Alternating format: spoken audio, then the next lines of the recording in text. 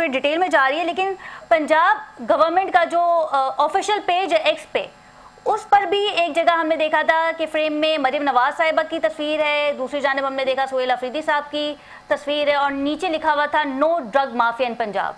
तो क्या पंजाब हुकूमत अपने मेहमानों को इस तरीके से वेलकम करती है?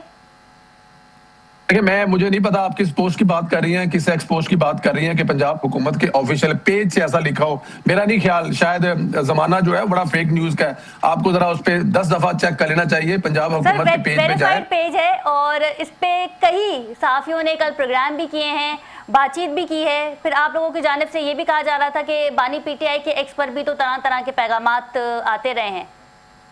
मुझे नहीं पता, क्योंकि मैंने इस पे देखा नहीं है और मैंने इस पे कुछ चीज नहीं की, तो उसमें कुछ कहना मेरे लिए वो होगा। लेकिन हाँ, अगर ये कहा जा रहा है कि बानी, तो फिर माशाल्लाह बानी है, उनको तो 7 खून माफ है।